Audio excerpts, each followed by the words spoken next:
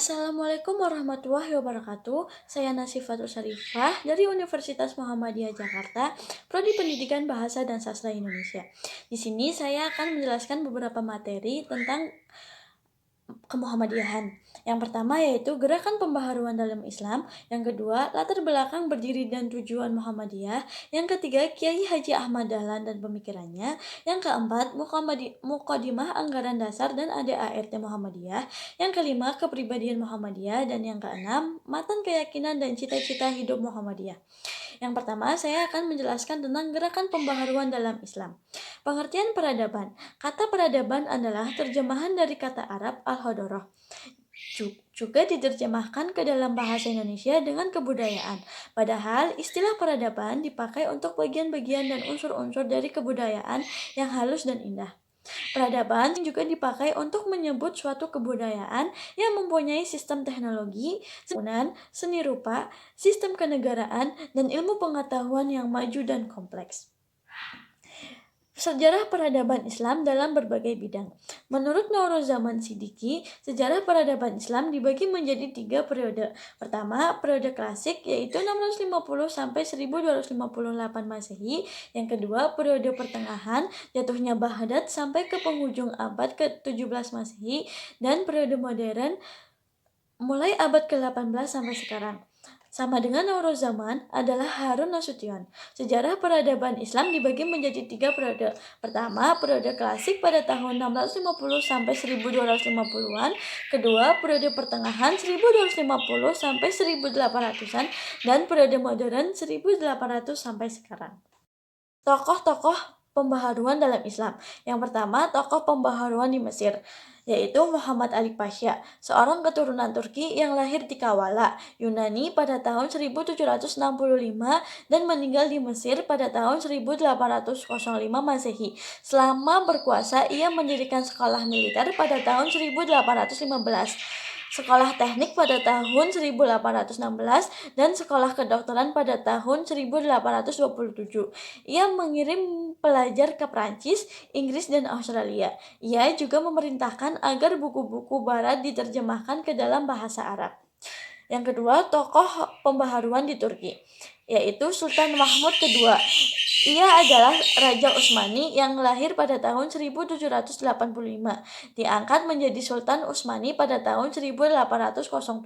Sultan Mahmud II adalah pelopor pembaharuan dari kaum raja. Baik, materi yang kedua adalah latar belakang berdiri dan tujuan Muhammadiyah. Sejarah masuknya Islam di Nusantara. Masuknya Islam di Indonesia menurut para sejarawan berbeda-beda apabila ditinjau dari segi asal kedatangan, waktu kedatangan, dan para pembawanya. Menurut Aziomardi Asra, berbagai teori yang berusaha menjawab tentang hal ini masih belum tuntas dibicarakan. Oleh karena selain kurangnya data yang mendukung suatu teori yang ada, tetapi juga karena aspek sepihak dari teori yang hanya menekankan aspek khusus dengan mengabaikan aspek-aspek lainnya. Dari segi kedatangannya terdapat beberapa teori, yaitu teori Bengal. Teori ini berasumsi bahwa Islam yang datang di Nusantara berasal dari Bengal yang dibuktikan oleh kemiripan yang terdapat pada seluruh batu nisan di Pasai, termasuk nisan Malik al-Salih. Teori ini menolak teori yang menyatakan bahwa Islam berasal dari Gujarat, sebagaimana pendapat Moschwete, seorang sarjana Belanda yang berpendapat bahwa batu nisan pada makam Maulana Malik al-Salih yang terdapat di Pasai berasal dari Gujarat. Yang kedua, teori Arab. Teori Arab dikemukakan oleh Sir Thomas Arnold, Crawford, Niemann, dan Hollander. Arnold mengemukakan bukti yang menjadikan argumentasi tentang kesamaan mazhab antara Arab dan Nusantara, yaitu mazhab Syafi'i. Para pedagang Arab sejak abad ke-7 Masehi telah menguasai perdagangan barat timur. Arnold mengungkapkan bahwa menjelang perempat ketiga abad ke-7, seorang Arab telah menjadi pemimpin pemukiman Arab Muslim di pesisir barat Sumatera. Mereka membentuk komunitas Muslim dan melakukan asimilasi melalui perwakilan dengan penduduk setempat. Proses perkembangan dan corak Islam di Nusantara.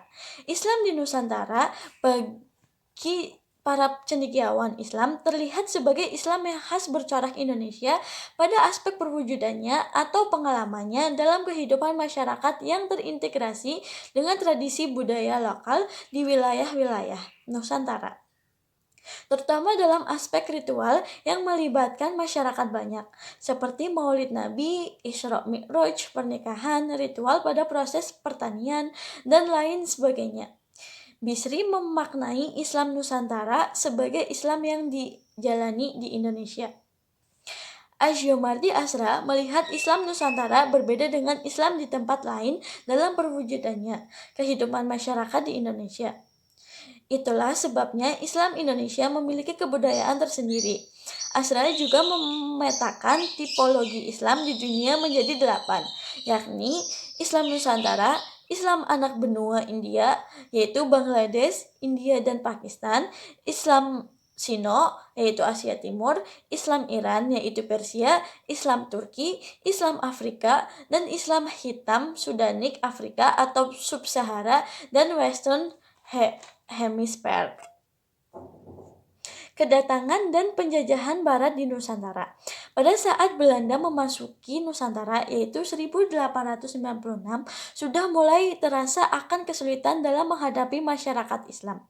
Kolonialisme Belanda selalu menghadapi perlawanan gencar dari masyarakat yang menganut agama Islam, seperti pertempuran di Banten, Hasanuddin di Makassar, perang di Ponorogo, perang Padri, perang Aceh, dan sebagainya.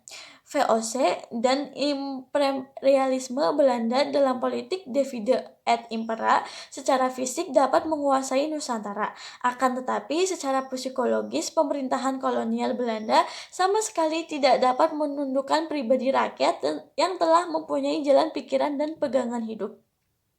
Islam dan semangatnya tetap berkembang di hati umat Islam, dan pendidikan Islam tetap berjalan di pesantren-pesantren yang berdiri di hampir sebagian besar di daerah di Indonesia. Sejarah Muhammadiyah, faktor objektif dan faktor subjektif. Faktor-faktor yang menjadi latar belakang lahirnya Muhammadiyah. Yang pertama, faktor subjektif. Faktor subjektif itu sendiri disebut sebagai faktor utama dan faktor penentu berdirinya Muhammadiyah, yang mana faktor ini datang dari dalam diri Kiai Haji Ahmad Dahlan itu sendiri, yaitu hasil pendalaman beliau terhadap Al-Quran. Beliau melakukan penelaan pada ayat Al-Quran sesuai dengan firman Allah Subhanahu wa Ta'ala dalam surat An-Nisa ayat 82 dan Muhammad ayat 24 yang di dalamnya berisi tentang tadabbur terhadap ayat Al-Quran. Hal tersebut membuat Kiai Haji Ahmad Dahlan mempraktikannya dengan penelaan pada surat Ali Imran ayat 104. Setelah penelaan dan pendalaman terhadap ayat tersebut, Kiai Haji Ahmad Dahlan memiliki pemikiran dan keinginan dalam hatinya untuk membuat sebuah perkumpulan dan organisasi yang teratur dan rapi, memiliki misi dakwah Islam, amar ma'ruf nahi mungkar kepada masyarakat luas. Yang kedua, faktor objektif. Faktor objektif yang bersifat internal yaitu ketidakmurnian ajaran Islam akibat tidak dijadikannya Al-Quran dan As-Sunnah sebagai satu-satunya rujukan oleh sebagian besar umat Islam di Indonesia. Lembaga pendidikan yang memiliki umat Islam tidak mampu menyiapkan generasi yang mengemban misi Khalifah Allah di muka bumi. Faktor yang bersifat eksternal yaitu semakin meningkatnya kegiatan kristenisasi di tengah masyarakat Indonesia, penetrasi bangsa-bangsa Eropa, terutama bangsa Belanda di Indonesia. Yang ketiga, pengaruh dalam kegiatan pembaharuan Islam yang dipelopori oleh Jamaluddin Al-Afghani. Baik, materi yang ketiga yaitu Kiai Haji Ahmad Dahlan dan pemikirannya. Silsilah dan latar belakang Kiai Haji Ahmad Dahlan. Ahmad Dahlan dilahirkan di Yogyakarta pada 1 Agustus 1868 Miladiyah dengan nama Muhammad Darwis, anak dari seorang Kiai Haji Abu Bakar bin Kiai Sulaiman, khotib di Masjid Sultan kota itu. Ibunya adalah Siti Aminah binti Kiai Haji Ibrahim, penghulu besar di Yogyakarta. Muhammad Darwis adalah anak keempat dari 7 bersaudara dari Kiai Haji Abu Bakar. Adapun saudara Muhammad Darwis menurut urutannya adalah yang pertama Nyai Khatib Arum, yang kedua Nyai Muhsinah yaitu Nyai Nur, yang ketiga Nyai Haji Soleh, yang keempat Muhammad Darwis atau Kiai Haji Ahmad Dahlan, yang kelima Nyai Abdurrahman, yang keenam Nyai Haji Muhammad Fakih atau Ibu Haji Ahmad Badawi, yang ketujuh Muhammad Basir. Silsilahnya tersebut ialah Maulana Malik Ibrahim, Maulana Ishaq, Maulana Ainul Yakin, Maulana Muhammad Fadullah, Sunan Prapen, Maulana Sulaiman, Ki Ageng Gribik, Jatinom, Demang Juru Sapisan, Danang Juru Kapindo, Kiai Ilyas, Kiai Murtada, Kiai Haji Muhammad Sulaiman, Kiai Haji Abu Bakar, dan Muhammad Darwisi atau Ahmad Dahlan. Melihat garis keturunan Muhammad Darwis yang rata-rata adalah seorang kiai, di mana di sana juga terdapat nama Maulana Ibrahim, dapat dikatakan bahwa Darwis lahir dari satu lingkungan keislaman yang kukuh. Mengingat peranan Maulana Ibrahim sebagai salah satu wali songo sangat besar dalam islamisasi di Pulau Jawa. Pendidikan dan kegiatan organisasi. Kiai Haji Ahmad Dahlan, sang pendiri Muhammadiyah, itu telah dikenal sebagai peletak dasar pendidikan modern di Indonesia. Kiai Haji Ahmad Dahlan telah memainkan peran yang sangat penting dan strategis dalam melakukan modernisasi pendidikan Islam di Indonesia. Gagasan Kiai Haji Ahmad Dahlan tentang pendidikan berawal dari ketidakpuasan dirinya ketika melihat adanya dualisme sistem pendidikan, yaitu sistem pendidikan Islam yang berbasis di pesantren-pesantren dan sistem pendidikan sekuler atau barat yang berbasis di sekolah-sekolah yang dikelola oleh pemerintah kolonial Belanda. Kiai Haji Ahmad Dahlan memandang kedua jenis pendidikan tersebut dengan kacamata tersendiri. Agaknya keinginan untuk mempromikan segi-segi positif dari kedua jenis pendidikan di atas itulah di samping untuk mengatasi kesenjangan yang terjadi dalam masyarakat. Pokok-pokok pikiran. Yang pertama, pemikiran pendidikan Islam. Perkembangan pendidikan Islam di Indonesia antara lain ditandai oleh munculnya berbagai lembaga pendidikan secara bertahap, mulai dari yang amat sederhana sampai dengan tahap-tahap yang sudah terhitung modern dan lengkap. Lembaga pendidikan Islam telah memainkan fungsi dan perannya sesuai dengan tuntutan masyarakat dan zamannya. Bagi Kiai Haji Ahmad Dahlan, ajaran Islam tidak akan membumi dan dijadikan pandangan hidup pemeluknya, kecuali dipraktikkan. Betapapun bagusnya suatu program, jika tidak dipraktikkan tidak akan mencapai tujuan bersama. Karena itu, Kiai Haji Ahmad Dahlan tak terlalu banyak mengelaborasi ayat-ayat Al-Quran, tapi ia lebih banyak mempraktikkan dalam amal yang nyata. Yang kedua, pemikiran soal keislaman. Soal keislaman yang dilakukan oleh Kiai Haji Ahmad Dahlan diawali dengan mengajar di Quick School atau Sekolah Raja di Yogyakarta dan Opleiding School for Inland Ambtenaar, sebuah sekolah untuk pegawai pribumi di Magelang. Ia juga menjadi khatib tetap di Masjid Agung. Pamornya segera terlihat karena kepiawaiannya bertakwa, berwawasan luas dan jujur. Itu sebabnya pihak Keraton Yogyakarta memberinya gelar Khatib Amin. Baik, materi yang keempat yaitu Muqaddimah Anggaran Dasar dan ADART Muhammadiyah. Pengertian Muqaddimah ADART Muhammadiyah. Muqaddimah Anggaran Dasar Muhammadiyah pada hakikatnya merupakan ideologi Muhammadiyah yang memberikan gambaran tentang pandangan Muhammadiyah mengenai kehidupan manusia di muka bumi ini. Cita-cita yang ingin diwujudkan dan cara-cara yang dipergunakan untuk mewujudkan cita-cita tersebut. Sebagai sebuah ideologi, Muqaddimah Anggaran Dasar Muhammadiyah menjiwai segala gerak dan usaha Muhammadiyah dan proses penyusunan sistem kerjasama yang dilakukan untuk mewujudkan tujuannya. Pengertian Muqaddimah ADART Muhammadiyah. Pengertian Muqaddimah Anggaran Dasar adalah sebuah bentuk hukum yang dimana akan dianggap kedudukan yang paling tinggi dari batang tubuhnya dan juga akan terpisah dari berbagai macam bentuk batang tubuhnya. Akan tetapi dengan adanya Muqaddimah Anggaran Dasar tersebut menjadi sebuah bentuk penjalin dari batang tubuh ke dalam sebuah hubungan dari kausal organisasi. Di dalam mukadimah anggaran dasar akan tercantum berbagai macam bentuk dasar yang dimana sangatlah fundamental, yang terdapat berbagai macam bentuk pandangan, tujuan, hingga cara untuk dapat mencapai tujuan itu sendiri. Sejarah perumusan Muhammadiyah. Sejarah perumusan Mukadimah Anggaran Dasar Muhammadiyah setelah melewati beberapa periode kepemimpinan, baru pada masa kepemimpinan Ki Bagus Hadikusumo, yaitu 1943 sampai 1853, dimulai upaya untuk menyusun Mukadimah ADART Muhammadiyah. Mukadimah ini disusun untuk memenuhi kebutuhan mengatasi problem dalam Muhammadiyah berupa mulai dirasakannya pengaburan semangat perjuangan di kalangan anggotanya. Ia terlihat dari fenomena mulai terdesaknya pertumbuhan dan perkembangan jiwa atau roh Muhammadiyah oleh kepentingan-kepentingan duniawiyah. Pokok pikiran anggaran dasar Muhammadiyah. Hidup manusia harus berdasar tauhid, bertuhan, beribadah, serta tunduk dan taat kepada Allah Subhanahu wa Ta'ala. Pokok pikiran ini dirumuskan dalam teks Mukadimah sebagai berikut. Amma ba'du, bahwa sesungguhnya ketuhanan itu adalah hak Allah semata. Bertuhanlah dan beribadah serta tunduk dan taat kepada Allah adalah satu-satunya ketentuan yang wajib atas tiap-tiap makhluk, terutama manusia. Hidup manusia itu bermasyarakat dirumuskan dalam teks Mukadimah. Hidup masyarakat itu adalah sunnah atau hukum qadrah iradah Allah atas manusia.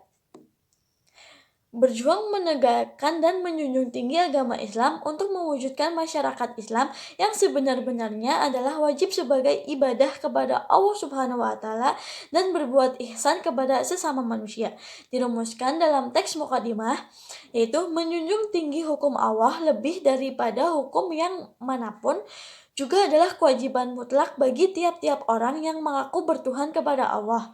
Agama Islam adalah agama Allah yang dibawa oleh sekalian Nabi sejak Nabi Adam sampai Nabi Muhammad SAW dan diajarkan kepada umatnya masing-masing untuk mendapatkan hidup bahagia di dunia dan di akhirat. Pokok-pokok pikiran yang diterangkan di muka bertujuan untuk terwujudnya masyarakat adil, makmur yang diridhoi Allah Subhanahu wa Ta'ala, yaitu masyarakat Islam yang sebenar-benarnya dirumuskan dalam teks Mukadimah, yaitu kesemuanya itu perlu untuk menunaikan kewajiban mengamalkan perintah-perintah Allah dan mengikuti sunnah Rasul Nabi Muhammad SAW. Materi yang kelima adalah kepribadian Muhammadiyah.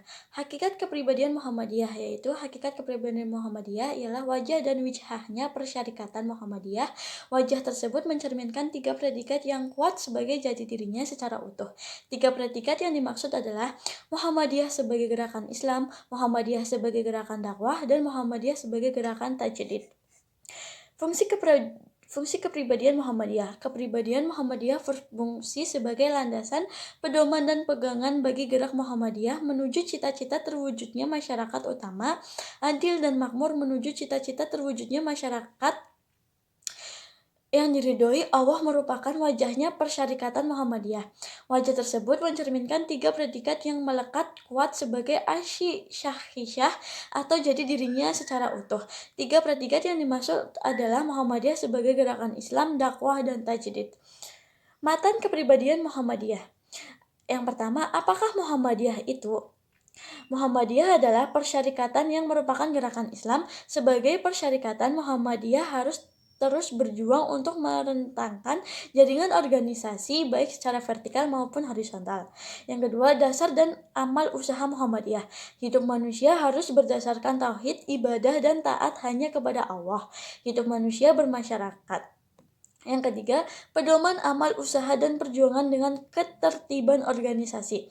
Memiliki dasar prinsip tersebut di atas, maka apapun yang diusahakan dan bagaimanapun cara perjuangan Muhammadiyah untuk mencapai tujuan tunggalnya harus berpedoman, yaitu berpegang teguh akan ajaran Allah dan Rasul-Nya, bergerak membangun di segenap bidang dan lapangan dengan menggunakan cara serta menempuh jalan yang diridhoi Allah. Yang keempat, sifat Muhammadiyah. Perdamaian sesama agama manusia dan kesejahteraan masyarakat adalah tujuan dari perjuangan dan amal jusaha Muhammadiyah. Muhammadiyah di tempat manapun dan di dalam keadaan apapun juga tidak boleh memencilkan diri, mengisolasi diri dari masyarakat. Fungsi kepribadian Muhammadiyah sebagai landasan, pedoman, dan pegangan setiap gerak Muhammadiyah menuju cita-cita terwujudnya masyarakat utama, adil dan makmur yang diridhoi Allah merupakan wajah persyarikatan Muhammadiyah. Materi yang terakhir yaitu Matan Keyakinan dan Cita-Cita Hidup Muhammadiyah. Sejarah singkat. Matan Keyakinan dan Cita-Cita Hidup Muhammadiyah lahir pada saat Muktamar Muhammadiyah ke-37 tahun 1968 di Yogyakarta. Pada tahun 1968, konsep westernisasi, modernisasi, sekularisasi, dan sebagainya masuk ke Indonesia. Keprihatinan para pemimpin dan pakar Muhammadiyah pada saat itu yang menjadikan latar belakang perumusan konsep-konsep Islam sebagai alternatif. Tokoh-tokoh yang terlibat dalam penyusunan konsep-konsep ini adalah Profesor Dr. Rashidi, Ahmad Azhar Bashir, Jindar Tamimi, dan sebagainya. MKCHM adalah sistem paham atau ideologi Muhammadiyah dalam memperjuangkan gerakan untuk mencapai tujuan atau dengan kata lain, substansi ideologis yang mengandung paham agama yang fundamental. Cita-cita Muhammadiyah yang pertama yaitu Muhammadiyah adalah gerakan Islam dan dakwah amar ma'ruf nahi mungkar, berakidah Islam dan bersumber pada Al-Quran dan Sunnah, bercita-cita dan bekerja untuk terwujudnya masyarakat utama, adil, makmur yang diridhoi Allah Subhanahu wa Ta'ala untuk melaksanakan fungsi dan misi manusia sebagai hamba dan khalifah Allah di muka bumi. Yang kedua, Muhammadiyah berkeyakinan bahwa Islam adalah agama Allah yang diwahyukan kepada Rasulnya sejak Nabi Adam, Nuh, Ibrahim, Musa, Isa, dan seterusnya sampai kepada Nabi penutup Muhammad Shallallahu Alaihi Wasallam sebagai hidayah dan rahmat Allah kepada umat manusia sepanjang masa. Yang ketiga, Muhammadiyah dalam mengamalkan Islam berdasarkan Al-Quran dan Sunnah Rasul. Yang keempat, Muhammadiyah bekerja untuk terlaksananya ajaran-ajaran Islam yang meliputi bidang-bidang akidah, akhlak, ibadah, dan muamalah. Yang kelima, Muhammadiyah mengajak segenap lapisan bangsa Indonesia yang telah mendapat karunia Allah berupa tanah air yang menyerupai sumber-sumber kekayaan, kemerdekaan bangsa dan negara Republik Indonesia. Islam dalam keyakinan Muhammadiyah. Yang pertama, agama terakhir dan sempurna ialah agama Islam. Yang kedua, dasar agama Islam adalah Al-Quran dan As-Sunnah. Yang ketiga, ijtihad terbuka di sepanjang zaman. Yang keempat, melaksanakan agama didasarkan pada pengertian yang benar yakni ijtihad dan ittiba atau mengikuti pada dalil. Yang kelima, ajaran Islam terdiri dari ajaran akidah, akhlak, ibadah, dan muamalah. Yang pertama, bidang akidah. Akidah Islam bersumber kepada Al-Quran dan Sunnah Rasul. Akal diperlukan untuk mengukuhkan kebenaran nas atau Al-Quran dan Sunnah, bukan untuk mentakwilkan ajaran akidah yang memang di luar jangkauan akal. Yang kedua, bidang akhlak. Dalam bidang akhlak, Muhammadiyah juga berpendirian bersumber kepada Al-Quran dan Sunnah Rasul, meskipun Sunnah juga mengikuti adanya sumber Al-Qalb atau hati nurani. Moralitas kondisional dan situasional juga tidak diterima dan dibenarkan. Yang ketiga, bidang ibadah. Dalam bidang ibadah, dalam matan keyakinan yang dibicarakan pada madhah yang diturunkan oleh Rasulullah SAW tanpa tambahan dan perubahan dari manusia. Yang keempat, bidang muamalah duniawiyah. Dalam bidang muamalah duniawiyah, titik beratnya kepada pengelolaan dunia dan pembinaan masyarakat. Tentu saja di dalamnya pemanfaatan ilmu pengetahuan dan teknologi serta pengembangan keahlian berdasarkan akaran agama serta menjadikan semua kegiatan tersebut sebagai ibadah kepada Allah Subhanahu wa Ta'ala. Sekian pemaparan materi dari saya. Bila ada kesalahan atau kekurangan, saya mohon maaf. Wabillahi taufiq wal hidayah. Wassalamualaikum warahmatullahi wabarakatuh.